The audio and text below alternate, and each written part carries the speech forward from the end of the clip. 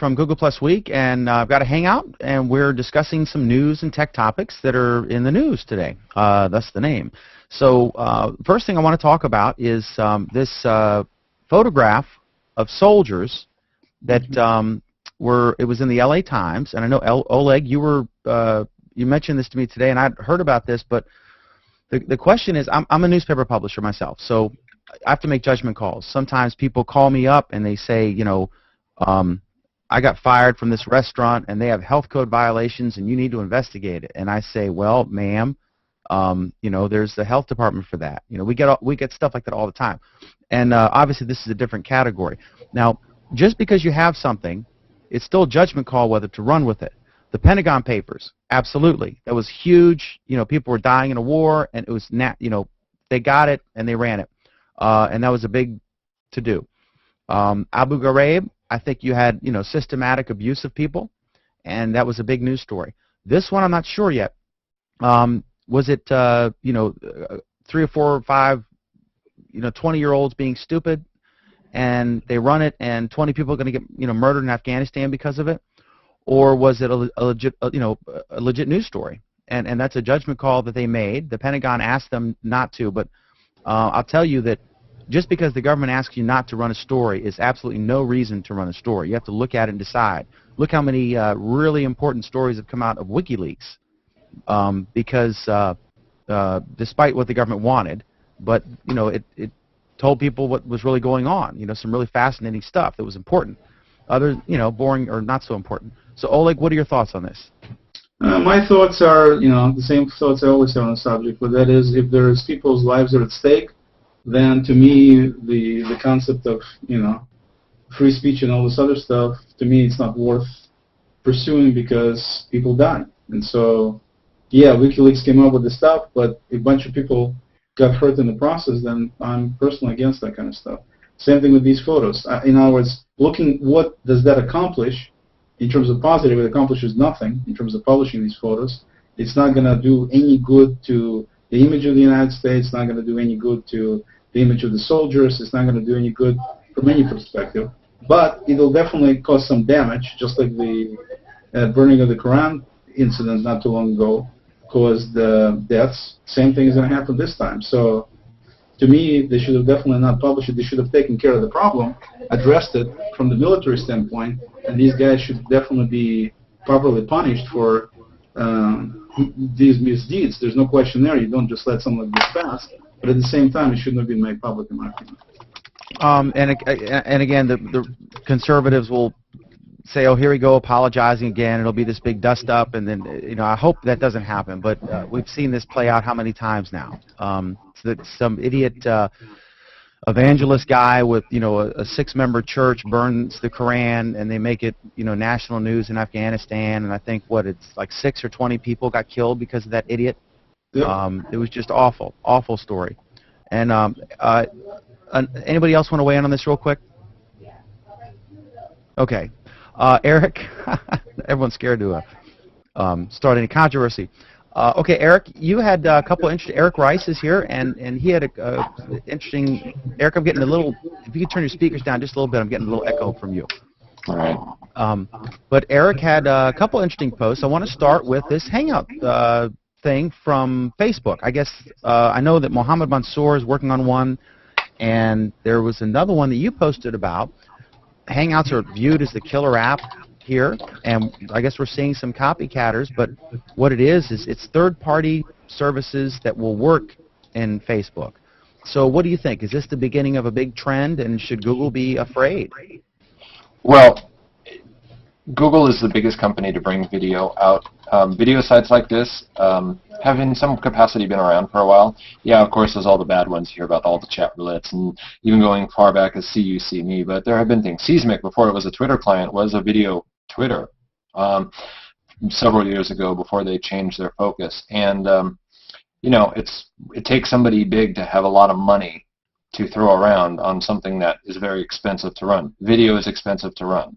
It's hard to monetize. But hey, whatever, we'll have fun on Google's dime, right?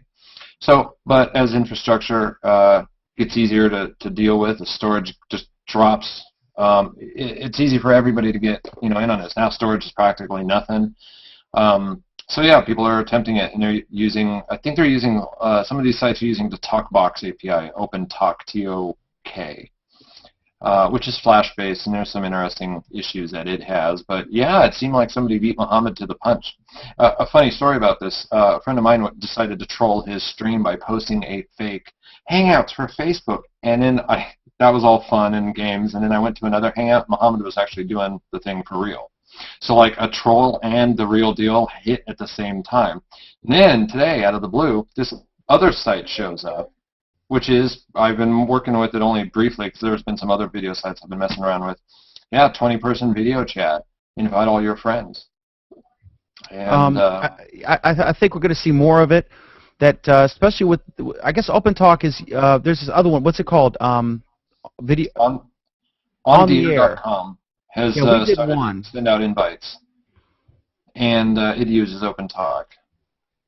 We did it really early on, Eric. I think it was Alan, Oleg, Sarik, and I, maybe some combination of the four of us, and it was very early on in the process. But I found them we talked about this earlier, the CEO of On the Air is very responsive. He's got a small startup team. Yeah, super keep nice in mind, guy. that's the biggest thing. It's a startup. It's indie. Yeah, it's great. Good for them. I mean, I hope it. The more the merrier. And as we've seen, Facebook and Google Plus have both gotten better, because of the other service. And like I've said before, a smart CEO never met a good idea they didn't steal. As illustrated by Samsung and Apple. All the sites just tend to be doing something slightly different, which is frustrating for an end user. It's like, I like the show model with the call-ins and the green room and the queuing up of people of who gets to talk next. But then Hall.com, I like their moderation controls, and they're probably the closest thing that resembles a Google Hangout, right? And it's a utility first, social second, and I think that's actually necessary. We have to dial back the social and dial up the utility so that your utilities have social elements should you choose to do it. But when you put social out there, it's like trending topics. You throw trending topics out there, and guess what? You get to see how stupid the world is. We don't want that. If anything, show me the trending topics of what my stream is doing, not what I don't care about the Kardashians. So when you put social out there and you got to make such a big deal about what all the people are doing, it kind of cheapens the functionality of being social. It makes people more posturing and like they're dating or trying to win the homecoming queen prize instead of having just a good rock solid product. And so I do like that Hall.com uses video and files and image sharing, and there's moderation controls, and plus 6 people talk, but people can queue up and in a seemingly unlimited amount of people in the chat room to watch. What it tells me is that this is indeed the killer app for Google Plus, and Well, sure. There's nothing really compelling about the core of Google Plus when you think about it. Oh, I would disagree with that, but I would say that the thing that here's really why I say that. Post something, have comments, and have likes. It's cultivated a certain community. I mean, Twitter has that. Well, they don't have all that, but Facebook has that. Twitter Facebook is too mainstream. PS4 has it. Facebook is the Walmart of social networks. This is and this is just the Target of social networks, so it doesn't make it any less. I think it's different. I think it's a different community, and I think people. You can tell by the way people behave on other networks versus here. That's because it's early. Yeah, true. Communities become society. And you can tell by the trending topics that we're definitely going more mainstream than we were. I mean, Justin Bieber and Lady Gaga would not have been trending topics early on. Right, but what happens then when it does become mainstream? It's exactly, there is no Facebook user, there is no Google user, it is an internet user. It's not like, because they're over here now, they're suddenly going to not talk about, well, no, that's the thing, I'm seeing the same, there we go, we're seeing the same things over here. I see duplicated content with 2 different user bases. The people of the internet are people. They post about the same stuff. We're getting ready to have an election here in the United States in November. Guess what content is going to be overflowing everywhere? There is no Facebook. There is no Google+. There's only people yakking about politics. Okay, another story in the news, and my reaction to this was, thank God. Samsung and Apple's CEOs are going to actually sit at a table and work out their differences. After suing each other in every possible jurisdiction except Antarctica, shutting each other's products out of the market, getting judgments in friendly courts that would go their way, they're going to finally sit down and say, look, both of us have done these whatever, let's work this out and stop having the consumers pay more for stuff to benefit a bunch of lawyers. What are your thoughts on this? Is my reaction right, or is someone No, not entirely. Well, what do you think, Oleg? Well, I mean, you have to look at the context of the whole thing, when it was started, what Yeah, it was. let me interrupt you for a second. Dan, are we on air? I mean, Eric says we're not. Yes. So, yeah, we're broadcasting. Yeah. Basically, you got to remember that when the whole thing started, Jobs pretty much was running the show. He wasn't the CEO. He was the CEO actually when it started. He was still the CEO. And so, with that being the case, it's not exactly apples to apples. You had Jobs versus Samsung in terms of Apple. Now you have Cook versus Samsung, and he decides to sit down and do this. So it's not exactly like both of them came and realized that, you know what, it'd be better if we just sit down. Oh, I don't mean that. I'm just hoping that the hostilities come to an end, because it seems like a huge waste of time. It's different. They That's can what work I'm out saying. a fair deal and sit down and say, well, yeah, we're stealing on this one, you're stealing on this one, and this is what it's worth, and let's Well, I don't know if it's going to be that. I'm just saying Cook is a different guy than Jobs was, and I think that's why we're seeing this difference. I think that's the main reason. Yeah, Cook was the logistics guy for Jobs. Jobs was the visionary and very detail-oriented. Cook was the guy who I guess he was in charge. He was the one who moved everything to China. He was the logistics guy who set up the factory relationships and all that stuff. So he was the right-hand man. So he's very strong where Jobs was probably weak. And the question, whether he's weak where Jobs was, whether he, the opposite is true remains to be seen. Any thoughts on? I'm not for a second saying he's weak. I'm just saying it's different with Jobs being gone. I'm not saying I didn't say but I don't really I think said that he was definitely strong where Jobs was weak, and it remains to be seen whether he's weak or strong where Jobs was strong. So we'll see. I think it's just that Apple's management thinks that it's absurd to do this, they know that Android can be supported by all the patents Google bought from Motorola Mobility eventually. And then it's just absurd, why would Apple want to lose out all the markets where Samsung has blocked them and vice versa? I mean, it doesn't make a difference. Steve Jobs might have said before he died, that he's going to go to the end of the world to finish off Samsung or whatever, but at the end of the day, he's a businessman, right? They just understand. I don't think it's got anything to do with Cook being the CEO. That's what I'm saying. I think Tired of fighting. Go ahead, Anthony. I think that it probably does have a lot to do with the fact that Tim Cook is the CEO, or rather that Steve Jobs doesn't exist isn't alive anymore. You have had a man that plainly, made it extremely clear that this was a personal issue. It was definitely personal, and maybe it was business too, but it was foremost, and at the end of the day, it was more personal than it was business. No, I think Steve Jobs was much smarter than that. And for Tim Cook, it's not personal, it's business. And so, when you take away the personal things, then things change. I think Steve Jobs was much smarter than that. Now, with this patent wars, it's all about like nuclear deterrence, the minimum nuclear deterrence, right? You just want to stop the other company from suing you. So my point is, Steve Jobs would have thought initially that, I'm going to do this, I'm going to do all that. But after some time, when it starts hitting the revenue and you have to actually talk to your stock price is going down, blah, blah, blah, and all the lawyers making big bucks out of this, eventually Steve Jobs would have also come to his senses. And I don't think so.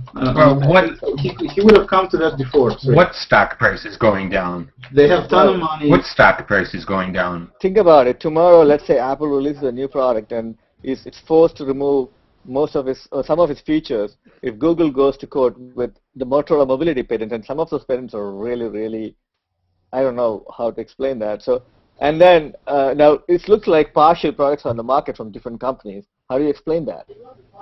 For example, I'll tell you, one of the patents Motorola Mobility has is that you cannot have an internal antenna. Imagine iPhones without internal antennas. Imagine iPads without internal antennas. What are you going to do about that? Well, they have rules that say, we got to move on. I don't want to spend 20 minutes on a topic, but you have rules that say, or I guess it's a convention. I don't know if it's a legal thing or if it's just a accepted agreement that when you have patents, you have to, you can't discriminate. You have to license them in a fair way. In the same way that if you record a song, there's a mechanical royalty. You don't have to ask Elton John's permission to cover a song of his. You can just do it and pay him. I think it's like 6 or 7 cents per song sold. Right, it's licensed. Can't stop you. Is there a similar thing for patents? I can use it, but I have to pay him. There are some patents. I forgot how they are called. Eric might probably know better than me. Those patents are considered, necessary or whatever, and the company cannot really stop licensing them. So they have to. But I think it's also a very thin line from the legal aspects of it.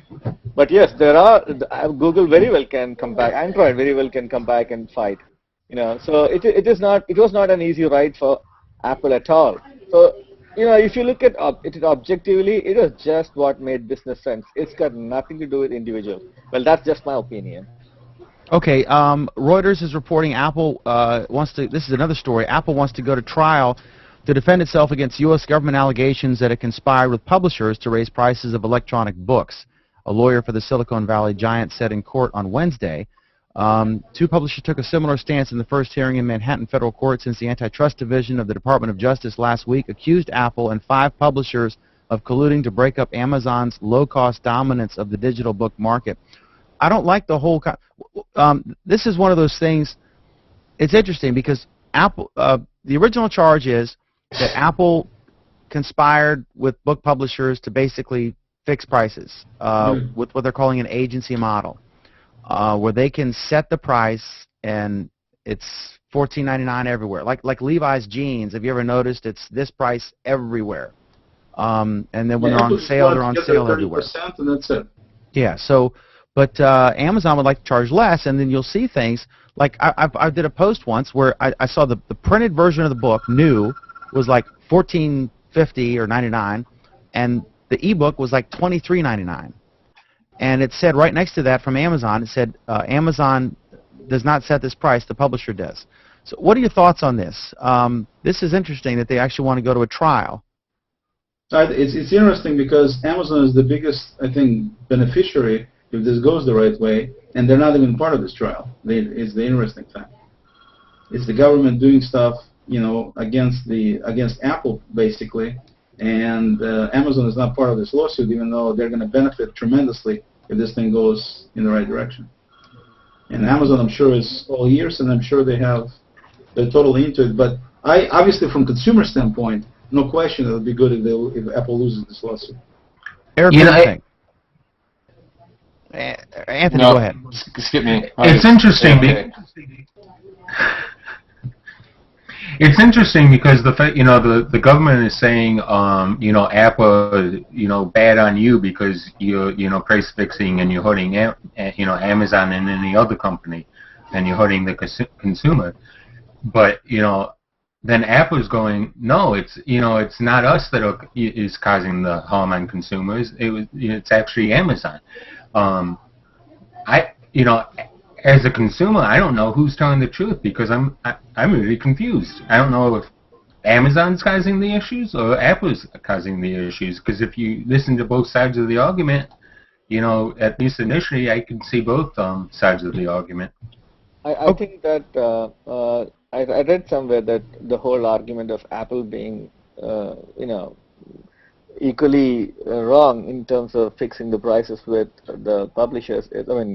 Amazon, etc., is not really correct. In fact, the discussion, they had an argument. In fact, the whole case probably could be flawed from Apple's end, or when they try to indict Apple, because it seems that Apple was not even in the discussion. That's what one of the articles I read. I don't know more about that, and they might actually have to go back from suing Apple. Okay, we learned today that Dick Clark, I guess, died of a massive heart attack today. I remember growing up watching him. New Year's Rockin' Eve and all that stuff.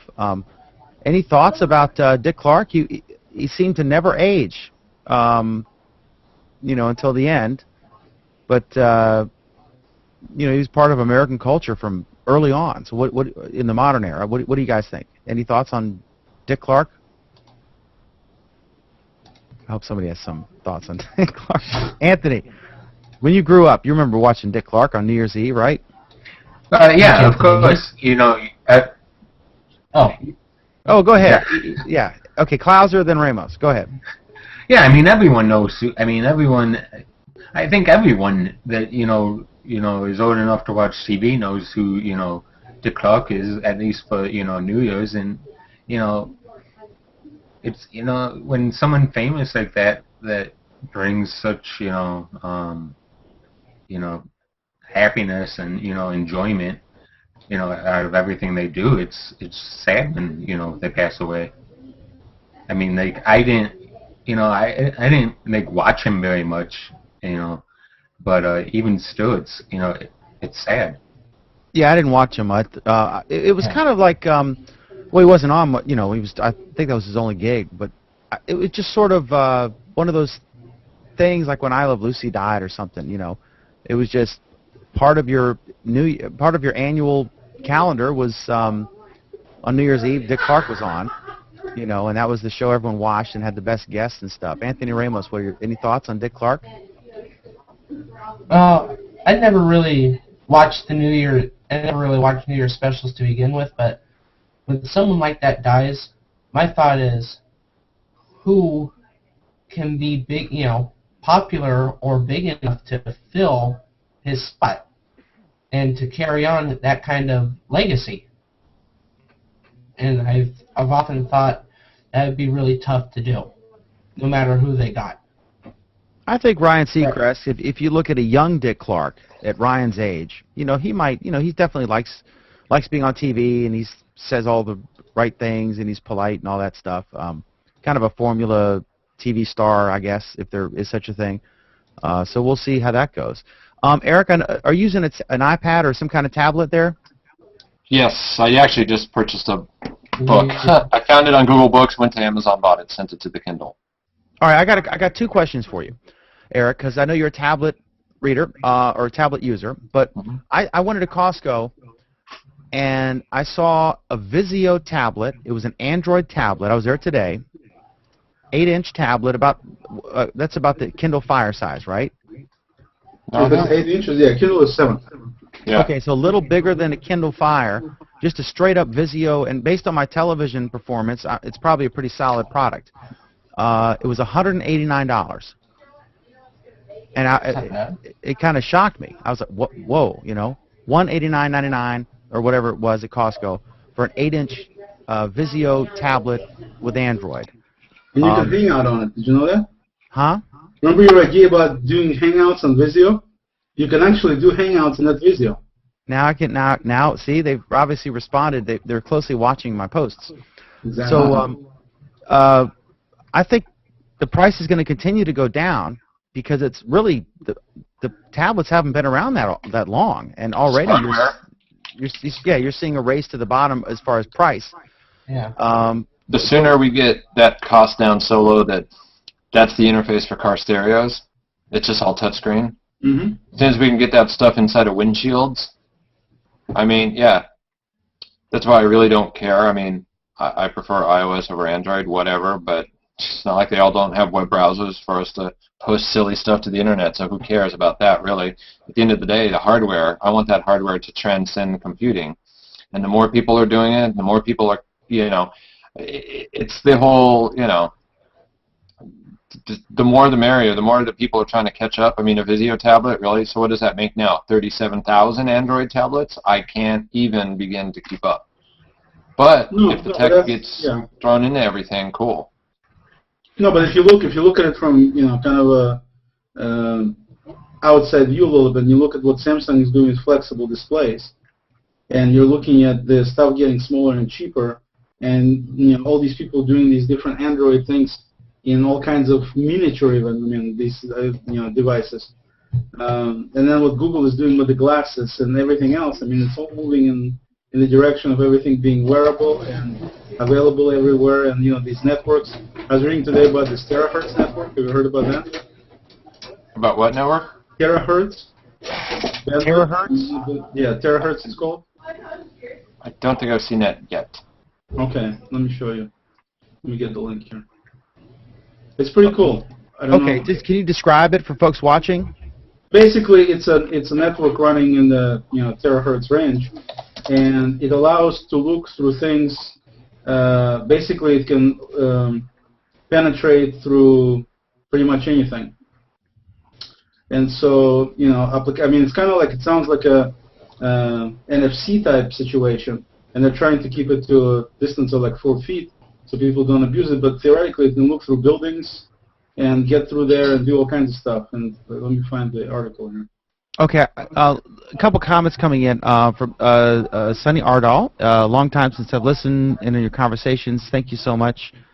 I've temporarily solved the stink bug episodes, but don't be surprised if I get attacked again. And then she says, I saw a documentary about some very special twin sisters, and they were very big fans of Dick Clark. Forget their names, but they followed him for years, and if they're still alive, they'll be devastated, I'm sure. He was around from, I guess, the 50s or something. Yeah, America's oldest teenager. I think there are differences. This is from David Potts, who's watching us on YouTube. I think there are differences between Facebook and Google Plus users. I'm very new to both, and already I'm avoiding Facebook. Too many jokes, cartoons, what I had for lunch, etc. You should really avoid Oleg's stream, because that's basically, it's funny cat pictures, and I'm sitting at the Starbucks in Seattle, and that kind of thing. That's my number one complaint about Google Plus, is that it's the same as everything else. I know it's my fault, the quality of people, but so basically if I follow you, everyone's trying to tell me it's your fault. But no, the cat gift thing is just so played out. It's like, enough, people. Let's move on. That was a funny PBS post that had it said even in the 1870s, people made funny pictures of cats, and they had some like cats posed in some weird thing from the 1870s. So I guess we can't blame that on Facebook or MySpace. Hey, Dan, can you pull up my screen for a second so people can see what they can expect? That's probably not appropriate, Oleg. No? Yeah, no, but that's actually a huge cultural thing. It's a public post, what do you mean? No, if you look at cars, Calvin from Calvin and Hobbes, this is totally unauthorized pirate media, right? But Calvin is peeing on the Ford logo or the Chevy logo. I mean, rivalries exist, right? This does not surprise me. This is low culture, populist stuff that plays out well with the masses.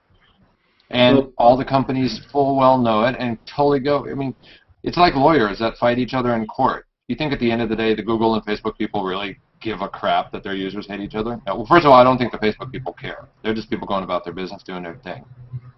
Google people have that whole social snowflakey. We had a great conversation about that going over on Facebook, because it's like, I can't believe some of the crap people say, especially about friends and family. When am I go there? My friends and family are there. I'm like, I hope you have the worst Thanksgiving you've ever had. Well, they're like, I saw you say something when I was Googling you. Because, after all, it's a search engine you're talking smack about your friends and family on Facebook on. I don't know if anybody realized that. Google searches stuff. Eric, real quick, rumors that Google Cloud is going to open up soon with 5 gigabytes, I guess. And this is, I guess, a competition for Dropbox. I guess their big advantage is everything, of course, will be integrated. Any thoughts on this? Not really. It's just another service that's cool. But go ahead, Just as a general opinion, I think this is Google Cloud is too little too late. If they really wanted to get on this, they should have done it earlier. Yeah, but they said that about social, and they're figuring out how to do that. I mean, do you think it's... No, but it has not to do with footprint makes it like they're... I mean, it's like 7-Eleven or something, or Walmart. If they introduce a product, it's going to sell. Well, first of all, they already had hacked versions of this G Drive before. People used API to get Gmail accounts, basically, to turn them into Google Drive equivalent. It's not anything brand new that nobody has ever seen before. And people talk about G Drive for years now, literally. So it's not new, number one. I mean, people have hacked it and used it that way as storage using their Gmail space. So that's one thing. Second thing is there's something Google is not announcing with this. If they're only going to announce a 5 gigabyte drive, to me it's absolutely nothing. Yeah. It's a non-event. I mean, I can't believe that that's what they're going to do, because if that's all it's going to be, is just you get 5 gigabytes in the cloud, just like Amazon, just like all these other people. It's a complete non-event. So, people are getting excited about it. They shouldn't. But it may be something that's more than just 5 gigabytes of storage in the cloud. It may be something, more useful than that. And we'll wait and see. Because nobody's saying. Everybody's saying they're going to have 5 gigabyte this, 5 gigabyte that. But they're not saying what else it's going to do or how it's going to work or anything like that. All right, Sreek. Well, I don't know that I need to think about Google as. I mean, I understand when somebody says they're going to try to do catch-up, but there could be some interesting applications of the G drive or whatever it's called. It's kind of weirdly named. What I'm saying is, think about it. If you're actually using the Chromium OS on a what's that, Chrome OS, Chromium OS, whatever, and then you don't really have a physical drive, right? So right now, let's say if your drive, if Google allows you to use G drive as your cloud drive, is that available in any of the other existing laptops? And let's say I'm connected to the internet, and then, which I'm always, and then I see this G drive as one of my actual physical drives, though it's in the cloud. And then my interoperability, I mean, in terms of, how many of you actually used the Chromium OS? Raise your hand. I have. Anyway. I've used it. And do you actually have a file system in there? I mean, it says that, but is it the local machine? Yeah, on an SD card. SD card, right. So it's not in the cloud, right? I mean, I'm just thinking out loud here. I'm looking at why would Google do such a thing? As you said, people just create multiple Gmail IDs and put the documents in there. So why, I mean, you can create as many as you want, right?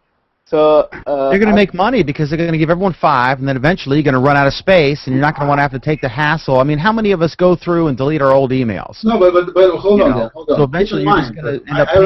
I ran out of my space on Gmail, and for $5 for a year, for $5 cost for a year, not a month, but a year, they gave me 20 additional gigabytes of space. That's what I'm saying. It's much less of a hassle to fork over the $5 than to spend 3 days going through your old emails. Well, a lot of and they're going to have the same thing with Google Drive. The bigger question is, if I could do this right now, why do you need this G drive? That's the question.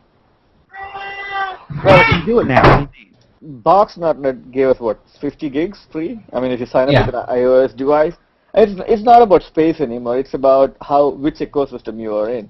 As Eric said, everybody is using the internet, right? No, they were giving 50 gigabytes to some people. That's what he said.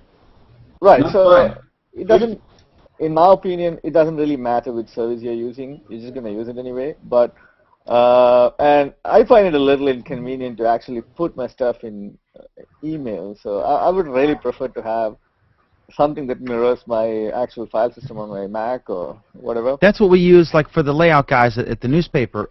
They'll sometimes start an ad at home, and they have to finish it at the office or whatever, or send it to somebody else, and they just use Dropbox, and it's very cool.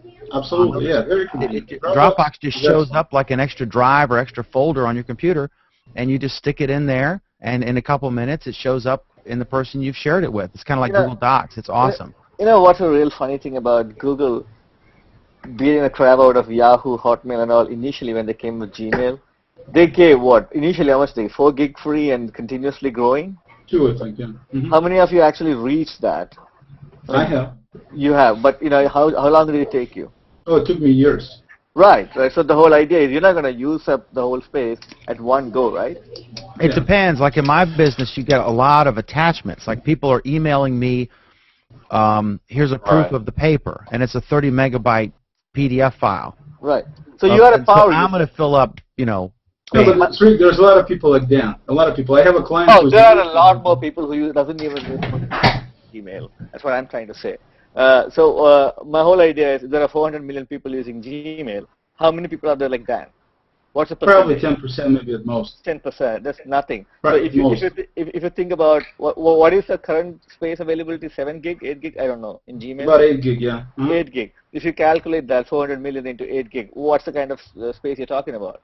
If Google really wanted to push G drive and kind of dissolve, get rid of Dropbox or something, they could have said, okay, I'm going to give you like 100 gig free, whatever. You think people are going to fill up those 100 gigs? No. You're always conservative about the space. Exactly. You're absolutely right. And that's my point.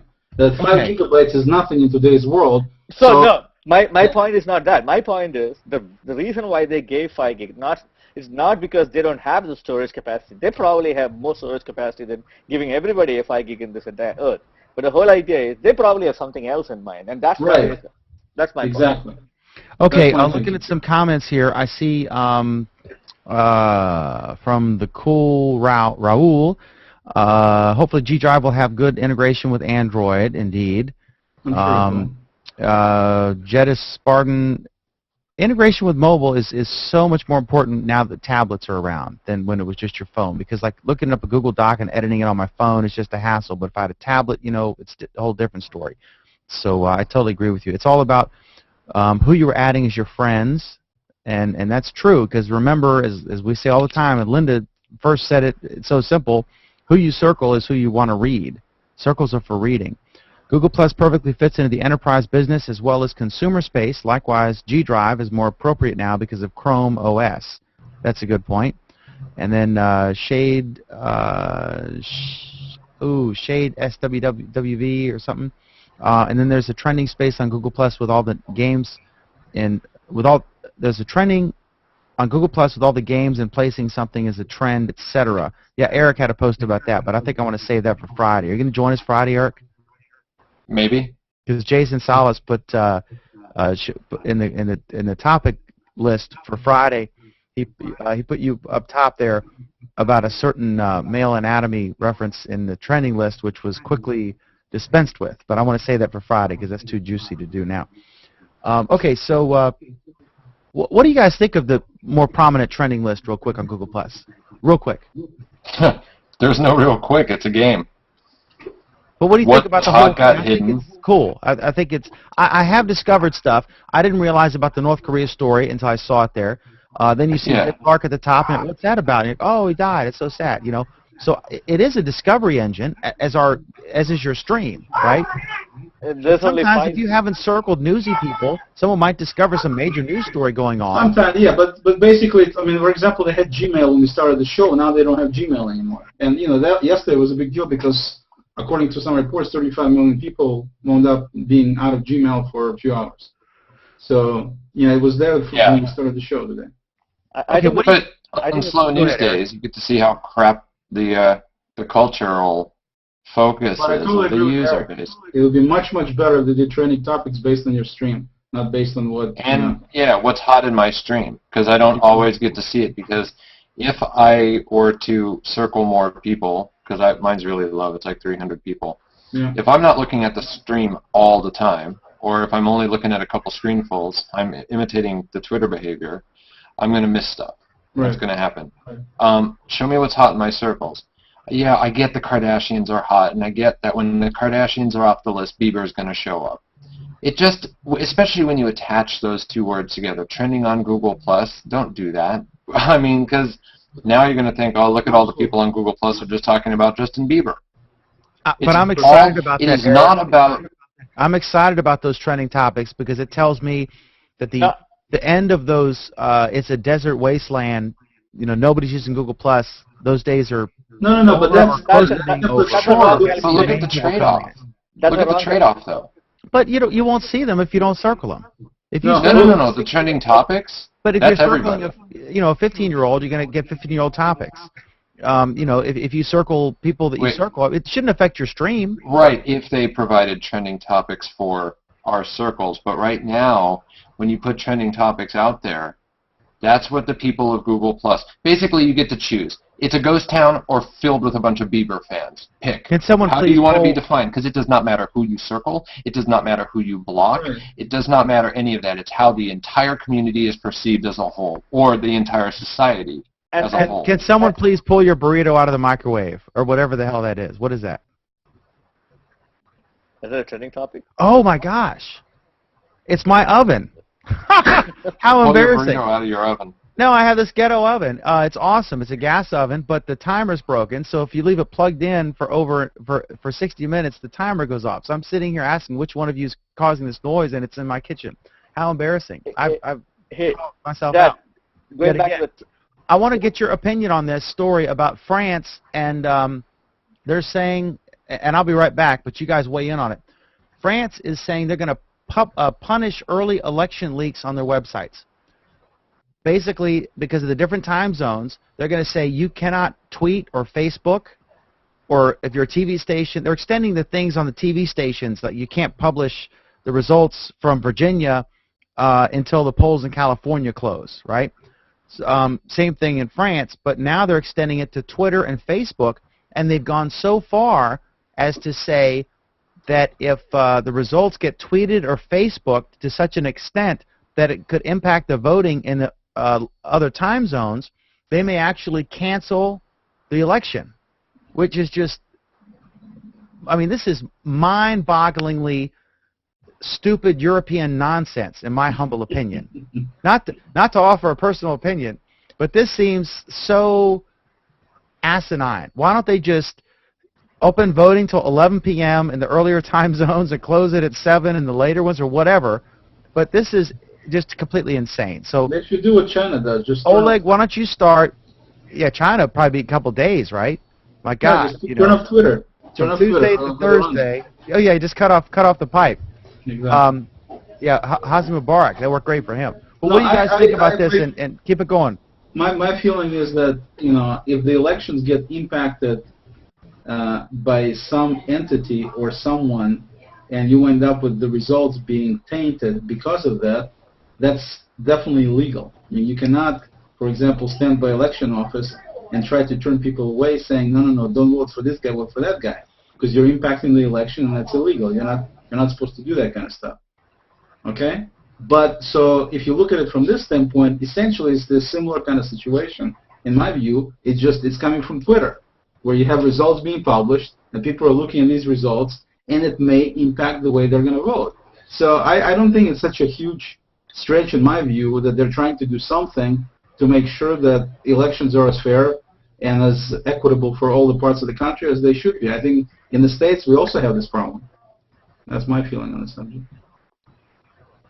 I don't know. If you don't know who you're going to vote on so much that your decision to who you're going to vote for changes because of the current results coming in, maybe you shouldn't be voting to begin with. Yeah, but that's different. But still, you know, a lot of people are kind of on the fence, and you know, things that they hear all of a sudden, you know, do make a difference. Well, I mean, realistically, they'll look at it like in the election. California will likely go for Obama. Virginia will be kind of toss-up. But what if some voter is in California? What if the election is real tight, like a Bush-Gore type, right? And there are voters listening on the radio, and they're driving home from work, and they're going to stop at the voting precinct, and they hear about, you know, wow, Romney won South Carolina, North Carolina, Virginia, you know, 65-35. They might be like, well, what's the point in voting? I'm not going to go vote for Obama. You know what I mean? And so that's the legitimate argument. You may have, you know, different, like California is a huge state. And remember, in America, the Electoral College is made up. The number of electors you get is your senators plus your congressmen combined. Mm-hmm. So that it represents, so you get 2 votes for every state. So little Delaware is the same as California. They get their 2 votes.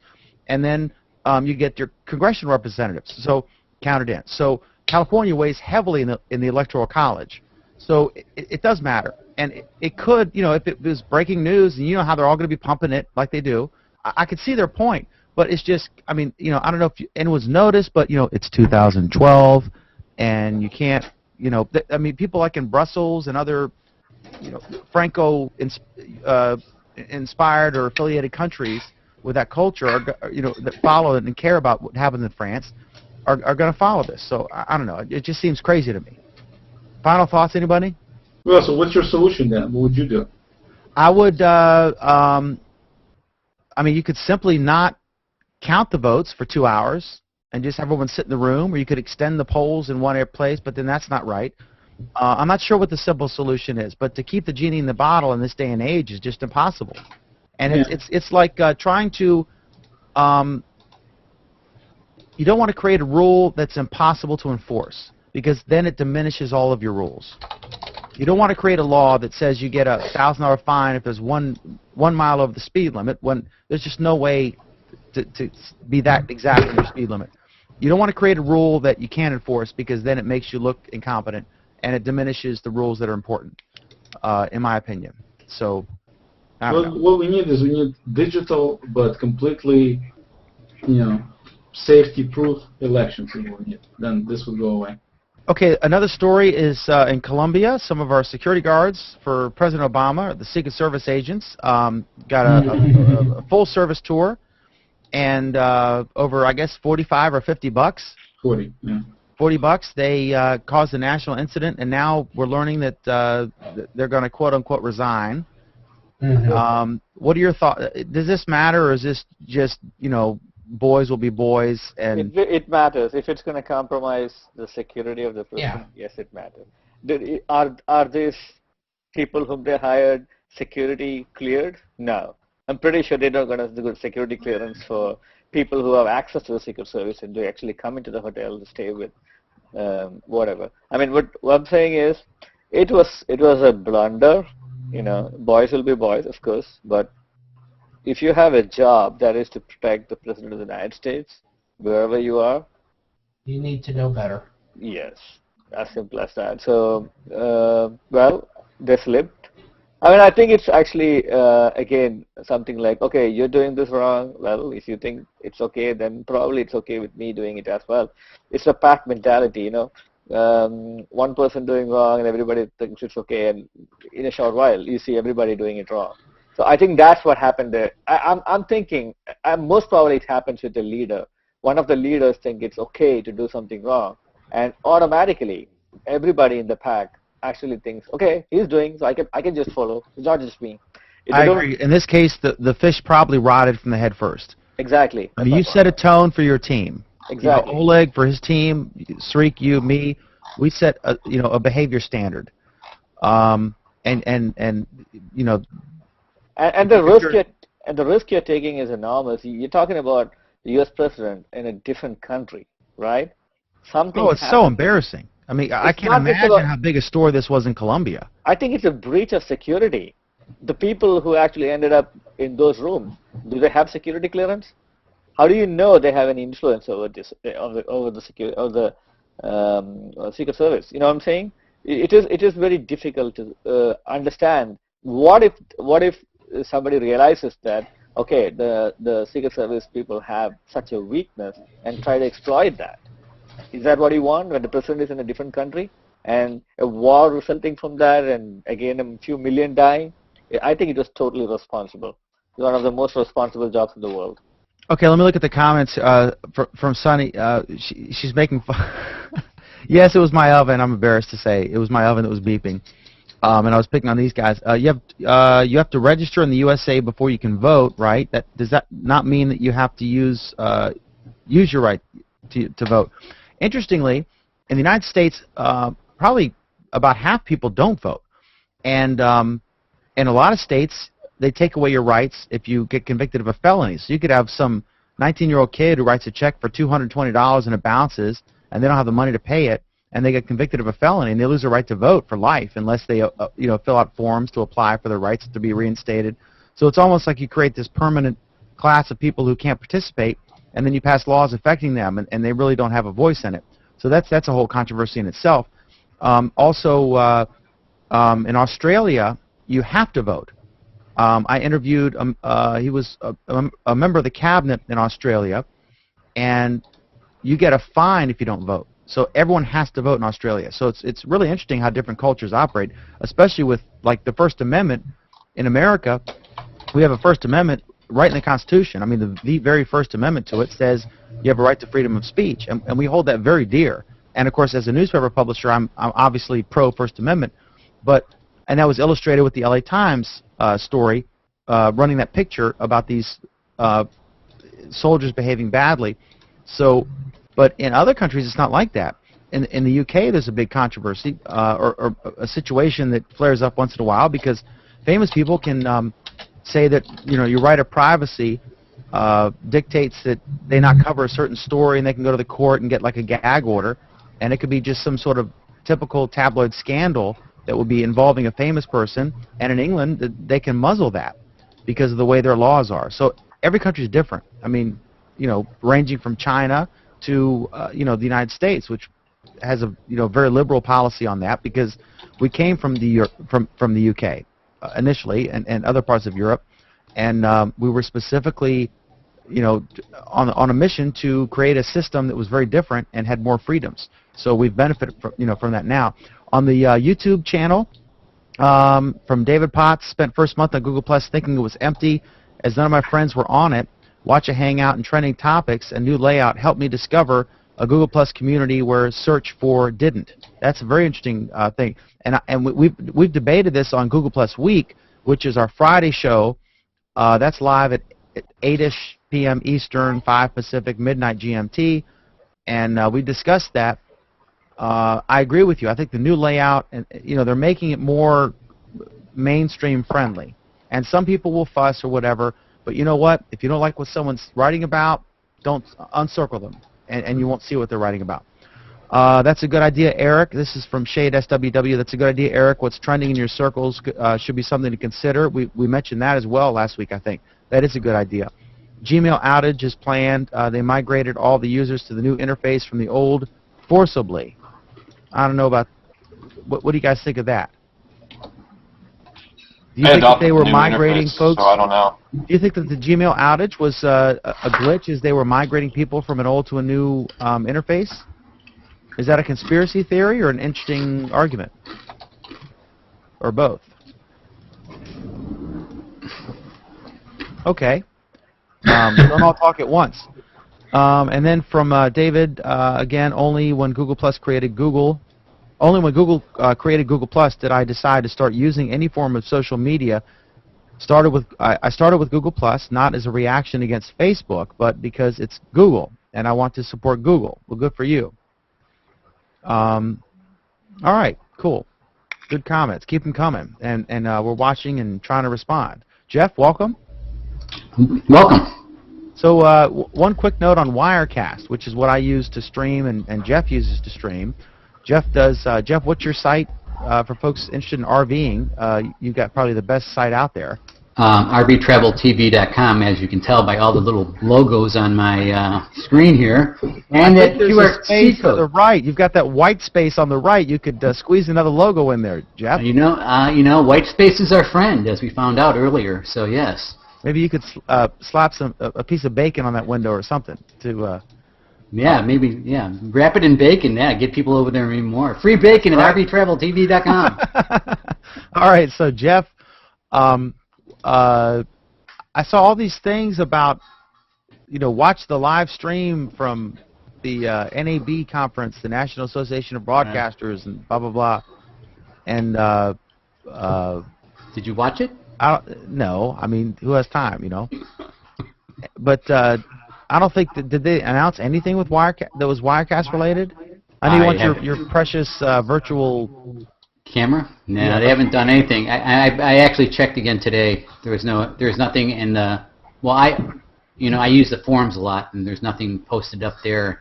And I would love to see the virtual camera for Wirecast, so I could do all this stuff that I do with Wirecast, but it's not working. Okay. Yeah, it's a shame. It's an absolute shame. But one thing, I did test the On Air. I finally tested that, and I realized quickly that the recorded version of the On Air is not that good. It isn't. That's why I do both. I like this one. I'm just doing On Air with the recorded version. But one thing that European folks and folks in many countries, I think there's 185 countries or something, they cannot watch the on-air feed when it goes live on YouTube. And so for the big shows I do, then I'll do those on Justin at the same time, so that they can do. But there's only a few watchers. But it's just one click and setting up a window, so it's not a big deal. And I've got the bandwidth for it, so I do that for them, so that they can watch as well and interact. But I've seen a dramatic shift from all the folks who used to comment on Justin are now commenting on the YouTube player, especially the folks who discover us on when you click on Hangouts, on the main, inside Google Plus, if you click on Right. Hangouts, like right now we're the third listed, we're the first one. As new one comes up or get interacted with, it moves to the top. So, and you click the watch button there, it will send you to YouTube, to the YouTube live stream, and that's a whole different thing. And then, but if you're looking at someone's stream and you see the notification that the Hangout's going on, then it opens up the player inside Google Plus. Right. I'm trying to figure out where the noise is coming from. That's for me. My dogs are eating. Hold on. Oh, that's okay. That's okay. But anyway, that's different, and it's interesting that they would be sending people to YouTube, and then of course we heard that they're getting ready to move the commenting, the Google Plus commenting to YouTube. So that's interesting. I can't imagine the uproar they're going to have with the YouTube community when they change something, but we'll have to see how that plays out, because Well, of course the YouTube community is massive. You know, I put a post in earlier today saying that it's been a week since the new interface, basically, and I'm still loving it. I like it. You know, I think it's thumbs up all the way around. You know, so kudos to Google for doing something and making it nice and clean. Let me ask Anthony Ramos on that topic, because we had a debate about this on the show, but I looked, you know, I really liked it. I think it's an improvement. I think it's a dramatic improvement. I think it's easier to use. It started out like, you know, kind of cryptic inside the tech world, and then they did this, and I think that all of us have introduced a friend to Google and coaxed them to sign up, hoping that they would stay and interact with us there. And on some occasions, you're disappointed when they don't. I think that the new interface is going to make that sell a lot easier. I think it's going to go from I don't understand and I don't see any reason why I want to do this and I'm just being polite doing this, to, oh, wow, this is cool. I think that's the difference. I think it's a lot cooler and easier to use. What do you guys think? Anthony Ramos, what do you think? I think it's gotten a lot easier from the original. I have found more people to talk to on this than on Facebook.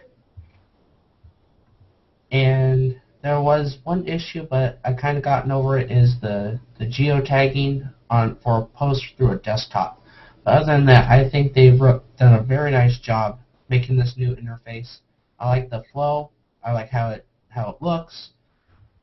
Aside from that white space, which I have also gotten over, it's very nice. They've done a very great job.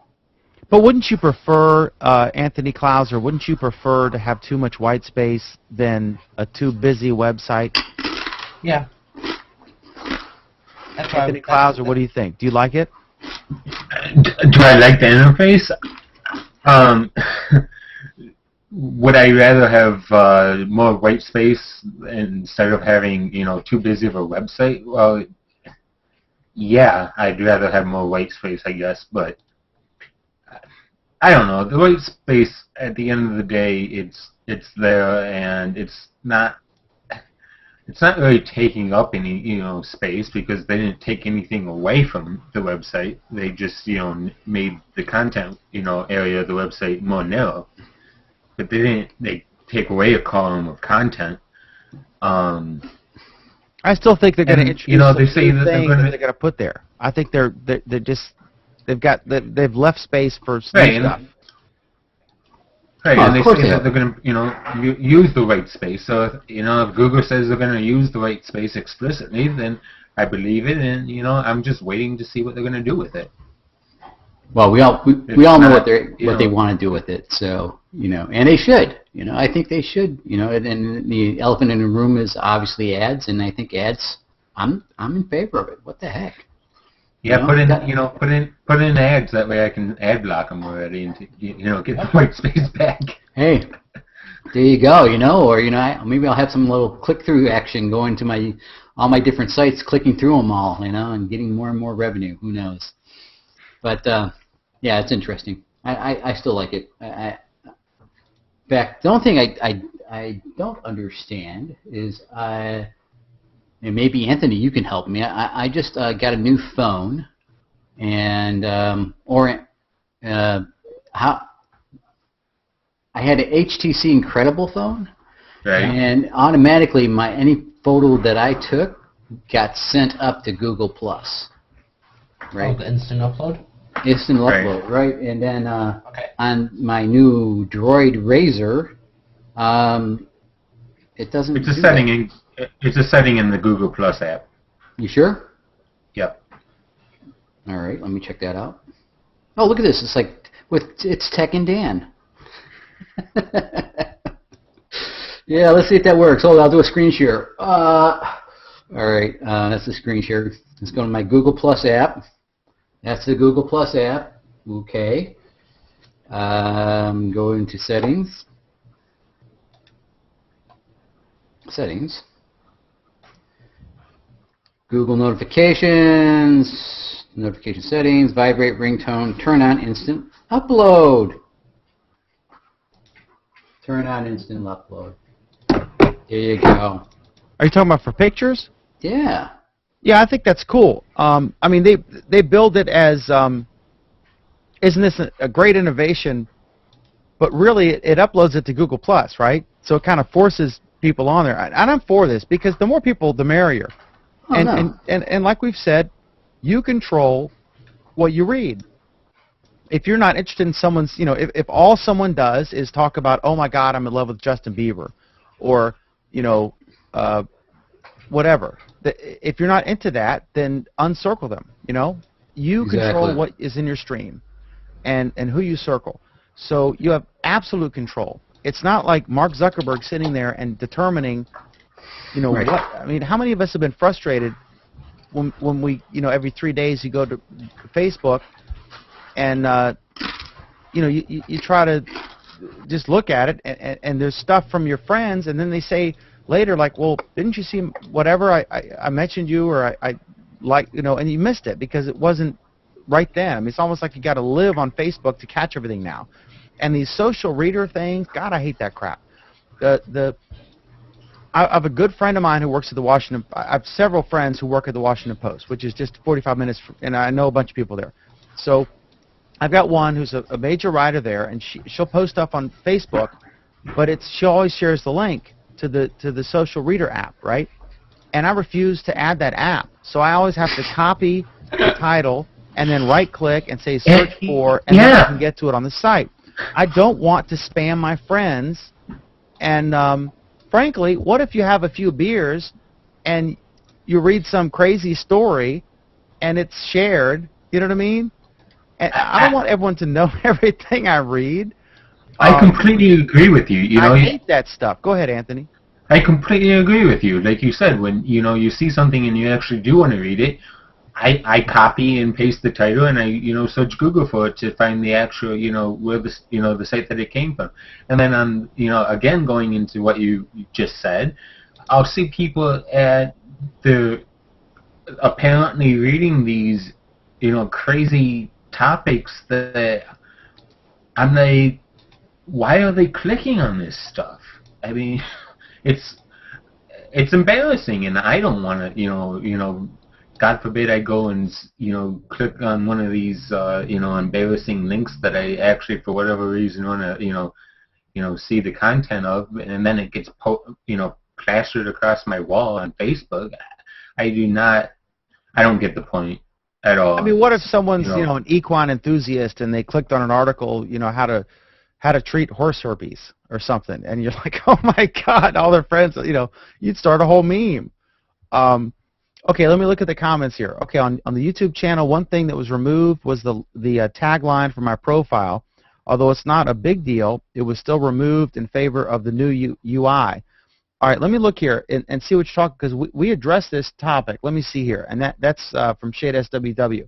If I look at someone's thing, it says, the taglines, you could still replace a field. I think it's where you work, if I'm not mistaken. You can still, there's still a field you can replace to get that back, or to replace a different field so that whatever text you want there shows up.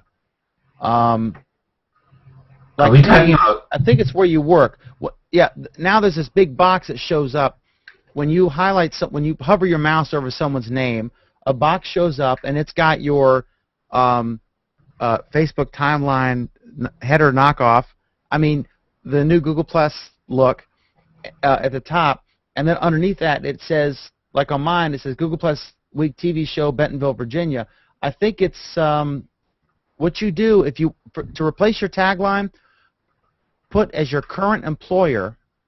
I think that's what it is. Put as your current employer whatever you want your tagline to be, and then if you work at more than one place, disable all those, and that'll show up. But look at my profile, and wherever I have in my employer list, look how I did it. Google Plus Week TV Show is what I put, and then I said the other ones ended at 2012, even though they didn't. And I made that one, and then it bumped up immediately to the default. So you can fix it real fast. So you can control those two fields still. You just have to kind of game the system in that way. And then someone says here, then it will be more like then it will be more like Facebook if the ads are in the white space. They specifically said there will not be ads in the white space. And then except for the white space, the new interface is beautiful, at the same time functional. I don't mind it, and it really didn't bug me at all. I appreciated the meme where people were putting slabs of bacon or their cat or their beer, hanging a pair of boxer shorts over the white space. That was funny, but the you can easily fix that if it does bother you with the Control Plus sign or whatever the Mac equivalent is, to basically expand the font size and all the image sizes of your browser window, at the risk of some pixelation if you're not careful. But if that bugs you, then just Control Plus it, and you can get rid of that white space. It's very flexible in my opinion, in a way that Facebook isn't. Been watching a few chats. Need a way to identify who is who, so I can add the right person to my circles, and especially the organizer of the chat, so I can see notices of new chats. David Potts, that's a problem. You're watching on YouTube. I am Dan McDermott, and Jeff Zajas is here, and Anthony Klauser. If you go into and search for Google Plus Week, you'll find me, and then on my profile you'll see everyone who's in the Hangout. I agree this is an issue that we've discussed. I've discussed this personally. I've discussed this with Chichu, who is the creator or the head of the team that created Hangouts. They know about this. It's different because you're dealing with a Flash player as opposed to a different environment. But I would be very surprised if now that they are from the main Google Plus page, when you click on Hangouts, you see our Hangout listed there, Hangouts to watch, and you click the watch button, and it takes you not into a player on Google Plus, but actually directs you to YouTube. I would be very surprised if this isn't just a temporary issue, and that they don't address this as soon as possible, because it is a problem. I mean, but a lot of people find us because all of us who participate in these Hangouts are getting a bunch of people adding us as a result. I mean, Anthony and Jeff, I'm sure you've seen that. Have your ads spiked recently in the last few days? You mean in circles? Yeah, it has, definitely. Anthony, how about you? I mean, no, I don't think it's. I mean, no. I don't think so. I'm seeing like 200 a day. It's crazy, and I think it's these Hangouts because people are watching and finding it interesting. I mean, when I go on your show, same thing. When I go on your, I don't think it's the Hangouts. I think it's the new format. So now they know the Hangouts are there and they can see it. They didn't know how to get to them before because they didn't have the extensions. Anthony, what were you saying? I'm sorry, Anthony. That's okay. Yeah, when I'm on a Hangout with you, Dan, I see more ads. People add me, but I don't think that. People continue to add me when I go on your shows. However, I don't think that it's spiked anything more than it has previously. Like before, I got somewhere between 2 and 4 people, and when I've done a long show, and now I think it's still like 2 or 4 people when I do a long show. So I don't think it's because of the new Hangouts. Interesting, yeah, because mine exploded in the last. Since they started running the Hangouts on YouTube, those of us who have participated have seen a a spike. I'm not sure why. I think it's I think it's a percentage of your base. Like if you start out with 400, you're going to see a few. If you start out, at 8,000 or whatever, you're going to see a bigger number, but kind of a percentage. I don't know. It's interesting to see the impact. And then let's see. Okay, this is from David. Spent the first month on Google Plus thinking it was empty as none of my friends... I think I already said that one, didn't I? Yep, I already said that one. And then Jesse S. is lost. This is a Google Plus Hangout, and we're talking about news and tech topics, and we're kind of just going through, and I'm going to ask Sreek and Jeff and Anthony if any of these guys have a topic, and while they're chatting, I'm going to look for some stuff that's coming in off my different feeds. But we're just kind of having a random discussion. But this is a Hangout on Google Plus, and it's being broadcast on Google and on YouTube, and then it'll be uploaded to YouTube after, once we're done. And we're just trying to have a fast-paced, interesting conversation about different things that interest us, and hopefully will interest some of you folks who are watching. So that's what we're doing, just a fun chat. And if you're a member of Google Plus, you can message me, and I'll invite you in if you want to contribute to it. So, Sreek, what was the most interesting story you saw on the news or on Reddit? I think there was a funny post you shared, but what's something that you could describe audibly without having to show a picture or share a link or something? But I know you live on Reddit, and you share. Sreek has a really funny stream. You should circle him too. All these guys are very good friends of mine. Jeff, I met in the Wirecast tech support forums. Everyone's there except the developers, which is a pet peeve of mine. Exactly. The people who actually make the product aren't willing to spend 10 minutes a day reading the damn forum that is their forum, and that you have to fill out these 1980s vintage web forums to communicate with them. Yeah, and then Anthony is in Rochester, New York, and he's a regional manager of 17 Wegmans stores. Anthony's a dear friend, and we debated about Wegmans. He's a big Wegmans guy. We debated during a certain controversy, but I don't want to go into this, but I was eating hamburger today, and now that Wegmans isn't carrying whatever it is that they were carrying before, I swear I can tell the difference, and it's not a good difference. I think it's more gritty now. Oh, I never disputed. No, I'm not saying protein was healthy. I mean, like I argue with, it's not healthy. It's full of ammonia, and I was like, they one of the many factories that made the product squirted a puff of ammonia just to make sure it was clean. No different than the bleach that you put on your prep table before you cut the damn meat, right? So don't give me this ammonia stuff. I have no problem with the product. I eat Spam. I like it. It makes great stir fry. Spam's a great product. It's a lot like tofu. There's not a whole lot of flavor there, but you can doctor it up with some soy sauce and stuff, or a nice curry mixture if you wanted to, put some turmeric and stuff and make an Indian dish. It's a wonderful starter meat. It's always consistent. You can get it all 12 months of the year.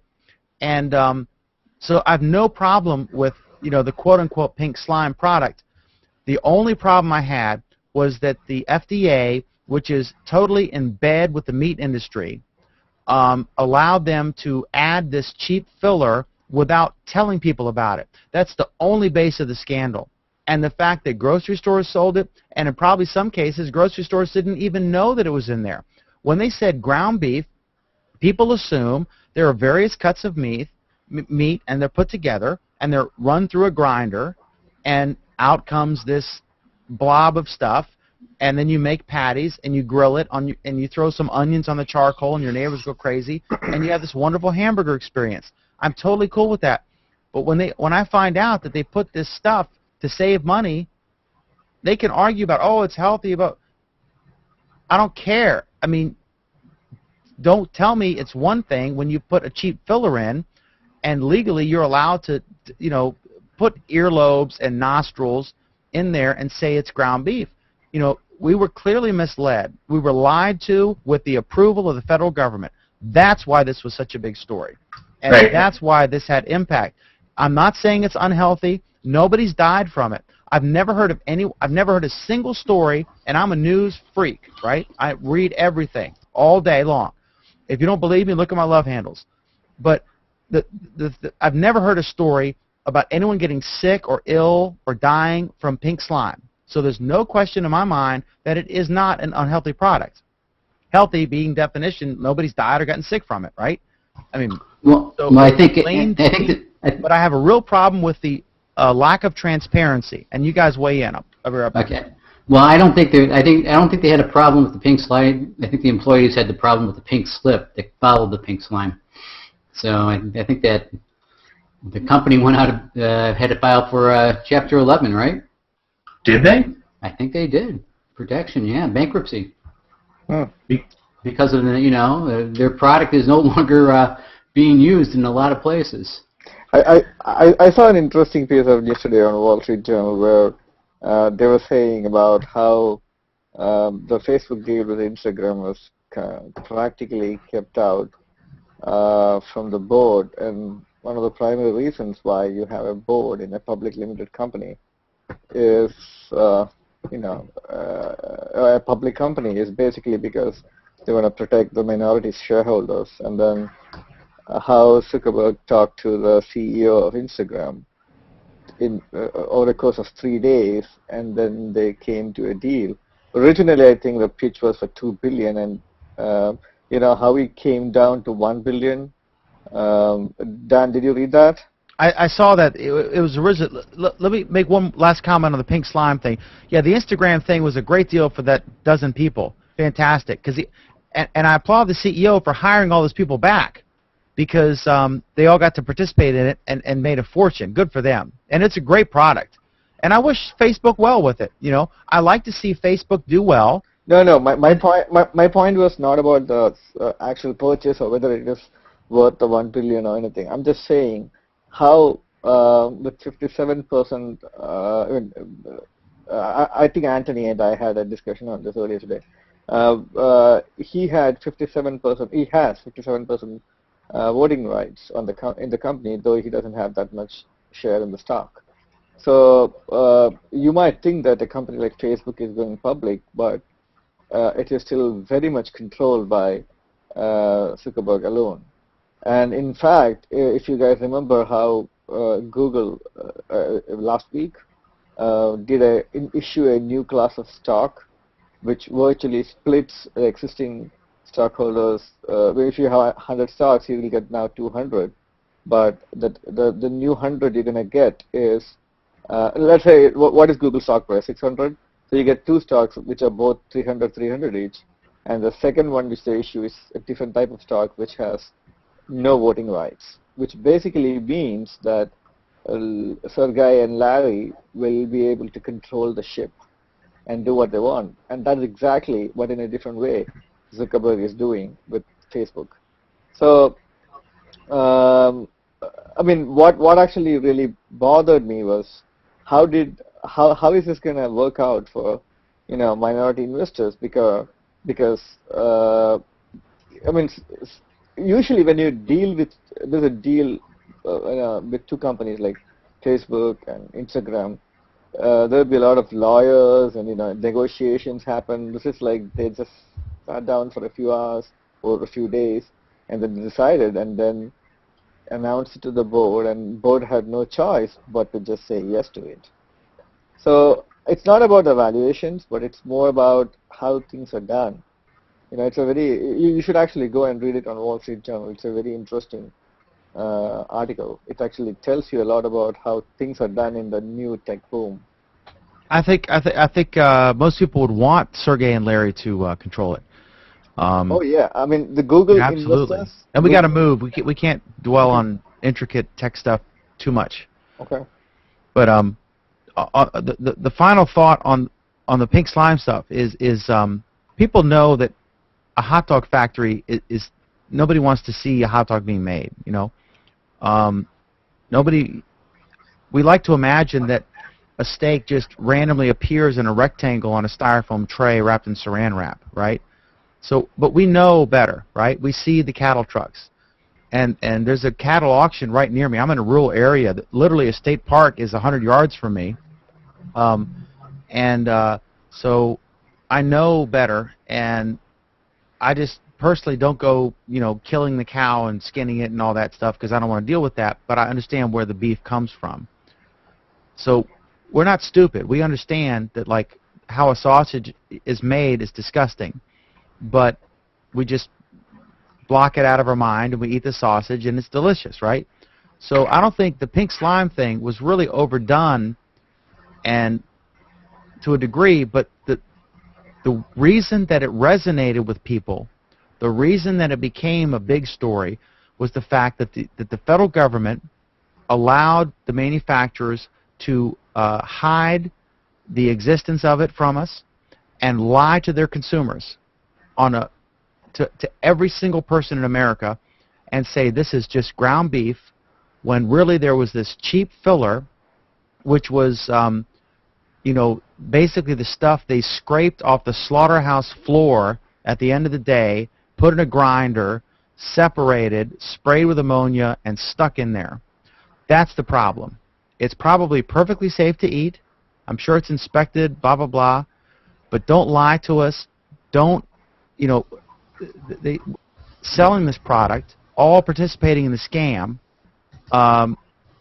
it was just outrageous. And that's the reason why everyone got so angry. Let me ask you a question. I eat ground beef or any form of beef all the time. Do you think I would have had pink slime? Because I have absolutely no idea where or when. 70% of every ground beef you've ever bought in a grocery store contained it. And it wasn't... let's say, I don't know, the TGI Fridays, and I'm eating beef there. You think they have pink slime in it? I would be surprised if they didn't. Maybe not now, because everyone's reacting. And some of these guys are innocent victims, just like the consumers were. They didn't know. They were just buying ground beef. I mean, I used to have a restaurant. I used to have 2 restaurants, and both of them served, one served hamburgers and steak subs, and the other one served, this is like, 12 years ago when I was in the restaurant business, but, and my other restaurant served steaks and burgers and, subs, and I'm sure I was serving up pink slime. Really, that's a bad name, because pink slime, that picture everyone's seen of that stuff that looks like toothpaste coming out of a tube, that's actually chicken. It's not beef. The beef pink slime is different. And, I'm sure it's perfectly safe to eat, because like I said, I've never heard, none of us, raise your hand if you've read a single story about anybody becoming sick in any way, to even mild indigestion from this, textured lean beef protein or whatever they call it, lean textured beef, whatever it is. But it's the non-disclosure. It's the fact, the outrage is that the government allowed the companies to put this cheap hot dog paste type product into what's called ground beef without disclosing it on the label. And that really makes me mad. That's why I got outraged about it. I have no problem with it. It's basically Spam, right? I mean, Spam is probably like, a cube of pink slime. And I'm cool with that. Well, I think it's more pork, right? So. Well, I mean, pink slime, yeah, it could be, but the picture of pink slime is chicken, but they're using it to describe beef. Yeah. But it's basically, they take different, lower end cuts of meat and they spin them around in a thing, get the meat out, and then process it. It's a disgusting process, but I don't really want to know how they make Spam. Exactly. I just know it's really good in a stir fry. And if you've never tried it, get some Spam, cut it into chunks, like slice it both ways and make some like this size pieces, and then throw it in there with some onions and some veggies and get some stir-fry sauce, and you will be amazed at how good it tastes. It's wonderful. But I know what's in Spam. I can read the label, although I avoid it. But don't lie to me and tell me it's an actual pork loin when really it's processed pork food product. Just tell me the truth. That's all we want. As consumers, all we want is tell me the truth. And that's not too much to ask when we spend so much money on the federal government inspecting and regulating all these things. At the minimum, we should demand and expect that the federal government tells us the truth and requires that from the other companies. Any final thoughts? Yeah, I'm not a big meat eater. What were you just eating? Because I heard you were I was actually having louder. You were louder than the dogs, Jeff. I know. I was, Talking about because your dog trades. You blamed your dogs initially, but now we know the truth. Yeah, here's the story: is we had a. Actually, I just posted something while we were having this show. I was in another hangout and with some other guys, and I said, okay, I have to leave. I gotta go wash the dogs, and everyone goes, oh, you don't have to wash the dogs. That's just an excuse to get out of here. So actually, we had to wash the dogs. So we washed the dogs, and then after you wash the dogs, you got to take them for this nice long walk so they dry. So it was like a 2-hour deal. So anyways, by the time I got back, I was hungry. I had some chips, and that's the story about the chips that I was eating during the show. Caught me. But I thought I muted myself at times. I guess I didn't. Okay, let me look at the comments real quick, and then do a last round robin with our excellent panel, all of whom I hope you will circle. Okay, so okay, Pam can't make it tonight. You are missed. Sonny says, for me, it's the Hangouts and what I see in my stream that makes me put people in my circles, but somehow I always feel bad because I'm bothering people. I'm not sure what you're getting at there, but do elaborate. Okay, on the YouTube channel, Shade SWW, it's protein though, right? Yep, it is, and I have no problem with it. Like I said, it's probably healthy. And Mike Elgin and I not got into this, but we disagreed on this because he was saying that about the unhealthiness. Look, if something's unhealthy, someone would have gotten sick or died, right? Well, you don't know. They could have. Well, but wouldn't there? I mean, with all the attention to it, there would have been a story. I mean, everyone. It could have been traced back to E. coli. Pink slime. Makes you wonder if all the E. coli, stuff that gets pulled back. You don't know. They just say, it's traced back to this farm here. And this was national news. This was the top story for a couple days. I'm just saying, you don't know that. If there was someone out there who had gotten sick and could then the point is, they would have sold their story and it would have been news, right? Then the point is, if something had happened to somebody before this news broke out, you wouldn't have cared because you don't know it's because of pink slime or not. Right. It would have been traced, so... Because after that, yes. Yes. Okay.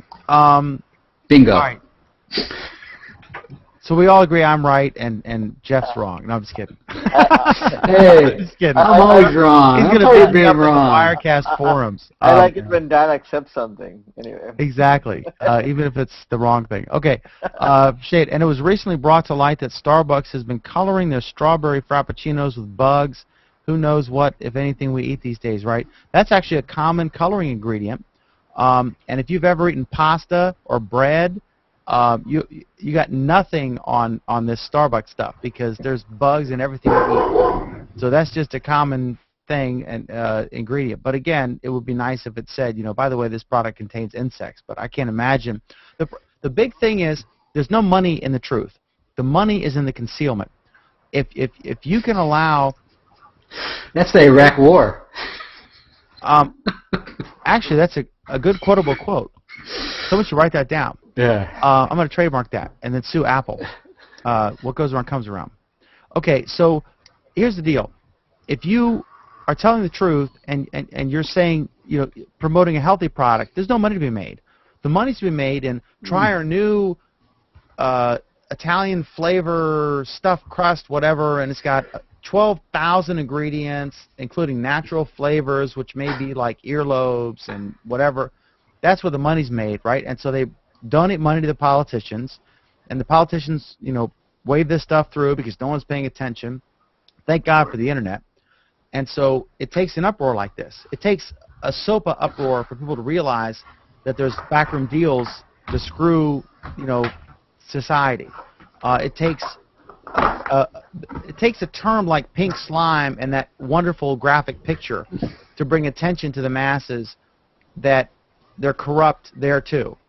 And so, I mean, the internet is just, I swear to God, the internet is the best invention ever made by human beings, since the wheel, if not bigger. And Yeah. the computer, probably- if you think about it, the computer is the first machine. It's the first machine that does more than one thing, right? The internet is the triangle sale of the 21st century.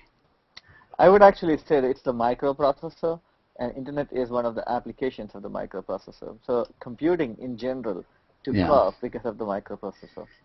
Dan, you forget when in history when they had the triangle sale that allowed them to actually, they didn't have to wait for the tide to come in. That increased commerce exponentially. So kind of same with the internet. It's commerce is being added exponentially. And as usual, we have solved the world's mysteries on our Hangout.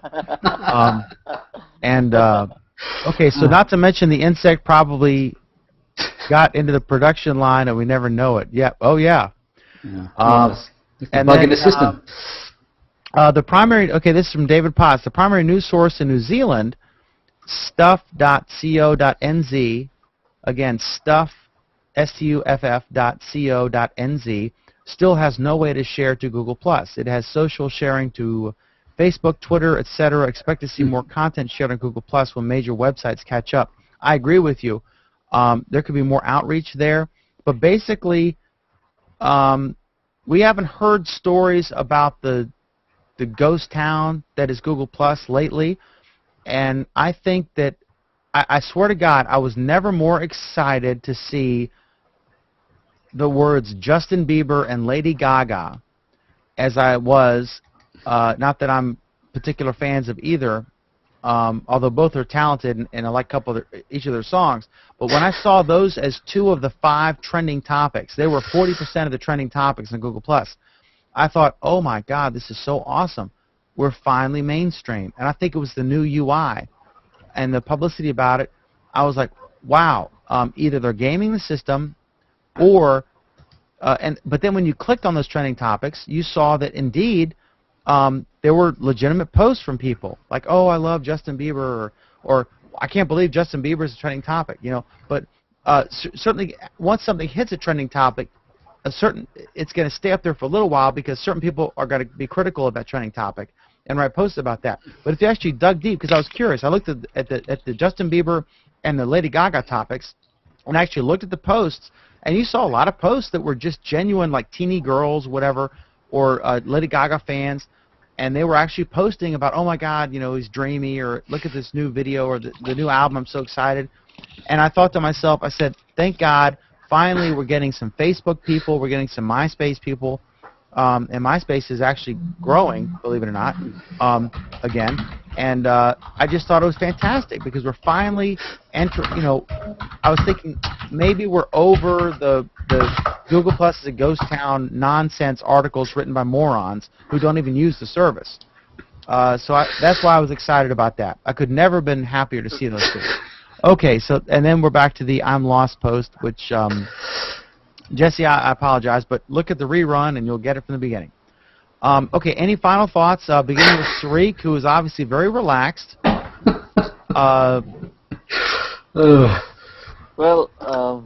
In New Jersey.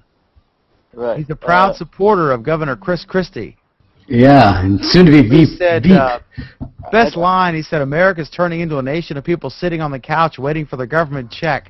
God, he knows how to write a soundbite, doesn't he?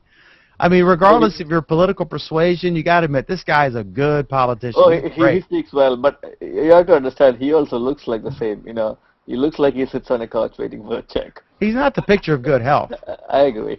But what I like about him is he's very frank. What's the right word? You know, I don't even know. But I don't agree with all his policies. But you know, there are some things I like about him.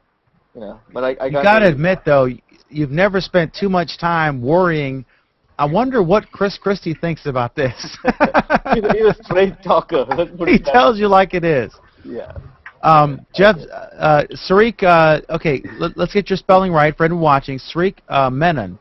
This is a challenge for SREEKMENON. Or just go to my profile and look.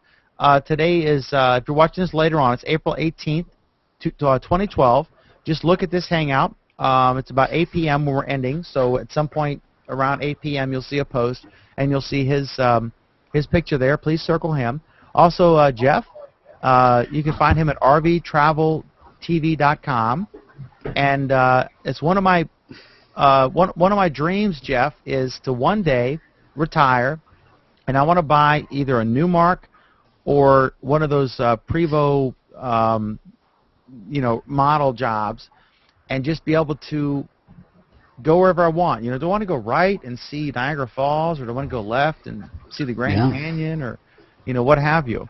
Yeah, you could do the Charles Kuralt, on the road. You can do your show on the road, stopping and interviewing people as you go, But yeah, it's fun. It's totally it's an interesting way to travel. It's a great way to see the United States, and I highly suggest people doing it. Awesome. And then Anthony, have we lost Anthony? Are you there? I see you. No, I'm here. Okay, Anthony, I see you've got the space shuttle up there. What were your thoughts on that? That was kind of neat, they're coming home. I saw that one time when I was a kid, a teenager. They were making a flyby, and it was perched on a 747 like that. It's the end of an era. When I was a child, I guess, Jeff, when did it start? It was about the late 70s, right? The space shuttles? When they first started talking about it was the 70s. It's supposed to be 35 years old now? Yeah. Wow. With probably nuts, huh? Amiga computers running it or something. I mean, it was old technology, clearly, but still, it was a sense of pride in America and a sense of tragedy at times. When we would have the Challenger explode, but just like Star Trek, you're always trying to search the new domains and search to see what you find. Well, it is pretty amazing that they could actually, that the way the thing was built with ceramic tiles on the bottom, with the heat and stuff. It was just an amazing piece of technology that was built here in Front Royal, Virginia, at Aptex Fibers, and they were polluting the river when they made them. And in fact, it was a disaster for the Shenandoah River. But literally, the factory that made all those tiles was right here, 10 minutes from me, and they kept it going longer because they were building tiles for the space shuttle. And then when they finally got a different source or different method, then they closed in and shut them down. But and 5,000 people lost their jobs. It was a disaster here. But I mean, you can't. I don't care how many jobs you have. You can't pollute a river wholesale. Just massive pollution into a river. So it was a disaster here. But yeah, those tiles. It was amazing technology for its day, and it's still cool. I mean, it was always interesting, and there's just so much engineering that comes out of NASA that is both for the NASA itself, but also just for the civilians. Something as simple as Velcro that they invented for the space program, and now just about, if not every single person in the United States uses Velcro, and at some point in their life, it's. Velcro was invented by NASA, or for NASA. Yeah, it was invented for obviously things don't like to stay where they are in space, so.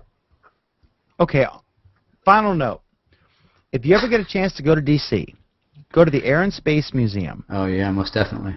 And order free in the cafeteria. I don't know if they still have it, but back decades ago when I went, they had. I'm actually 90 years old. They had a revolving thing with food in the cafeteria, and they sell freeze-dried ice cream, and it is wild. You've got to try it. Imagine. It's called Dippin' Dots. No, it's room temperature. I mean, it's like ice cream jerky.